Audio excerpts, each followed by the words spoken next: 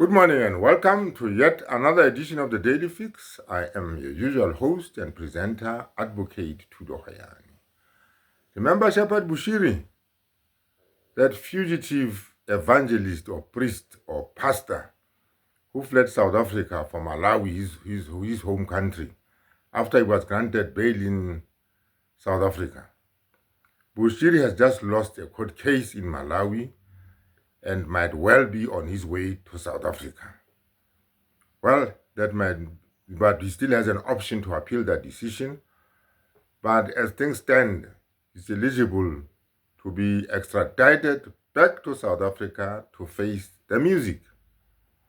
Yesterday, I came across an article in the Bulawayo News, I think it is, and let me just read you what I have in front of my eyes. The article says Bushiri and his wife ordered to be extradited to South Africa. The Chief Resident Magistrate Court in Malawi has ordered that self-proclaimed prophet Shepherd Bushiri and his wife, Mary Bushiri, be extradited to South Africa. Minister of Justice and Constitutional Development, Mamuluko Kabui, said the South African government welcomed the ruling on Wednesday. The Bushiris had appeared before two South African courts in 2020, facing criminal charges. The two were granted bail pending trial but failed to comply with their bail conditions and fled the country under unknown circumstances. They were later located in Malawi.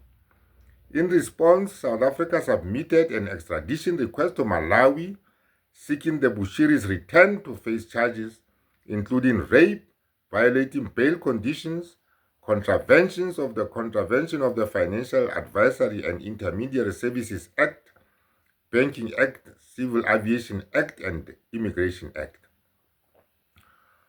Quoting Kabui,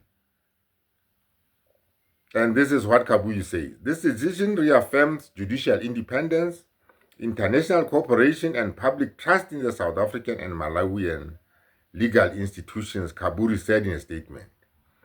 She went on to say that it reinforces the principle that no one is above the law and underscores the importance of accountability, transparency, and adherence to legal frameworks in both South Africa and Malawi.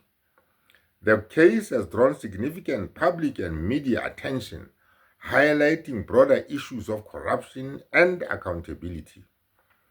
Kabui underscored the critical role of legal agreements and treaties in combating transnational crime.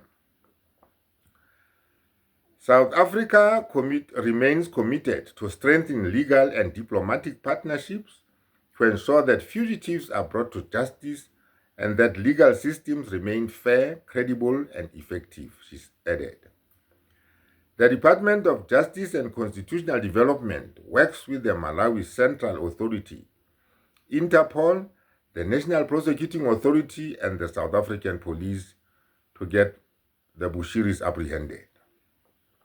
Kabui added that she had been informed that the Bushiris intended to appeal the ruling, and went on to say, "The South African government will oppose the appeal. The department will await the outcome of the appeal process if they proceed with it." She also said that if they do not appeal, the Department of Justice will await formal notification from Malawi's Central Authority. Once received, Interpol, in collaboration with South African Police Services SAPS, will coordinate the transfer arrangement and logistics.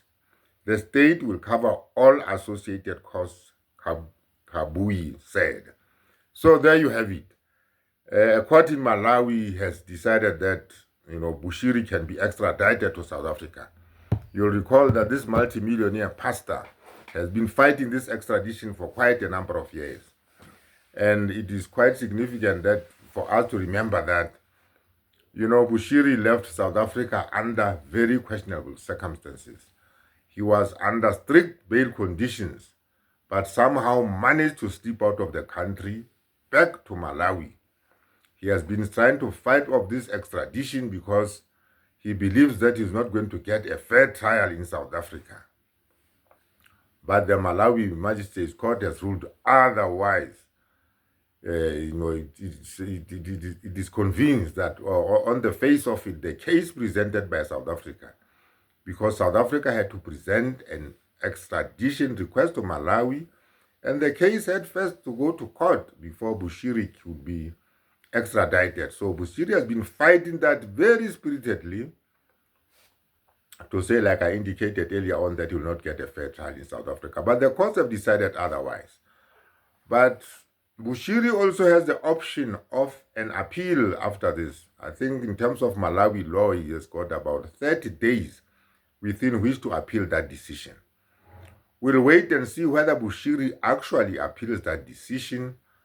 And it is quite likely that he's going to appeal that decision because, like I've already indicated, he has, mounted a very spirited opposition to any efforts to get him back to South Africa. So we'll wait and see what the outcome of that appeal process will be. But in the meantime, this is welcome news. This is welcome news because where there's smoke, there can be where there's smoke, there's fire. Bushiri has to be extradited back to South Africa, and all indications are he's going to get a fair trial in South Africa. So he must have his day in court, and all his crimes must be ventilated before court, and that is the bottom line of it. He's likely to come back. We don't know what his prospects of success are on appeal, but chances are he might also lose that appeal. If he loses that appeal, Bushiri will be here in no time at all. So brace yourself for the coming back of Bushiri, and it should be, a very interesting case to follow. And I'll be keeping tabs on it to give you updates about what is happening with Bushiri on a daily basis once he lands in South Africa. Once that decision is made in Malawi, and the appeal court decides perhaps to extradite him, I will take it from there and keep you updated until he appears in court in South Africa. Having said that, let me thank you once more for watching these videos. Let me thank you once more for subscribing, and kindly have a nice day.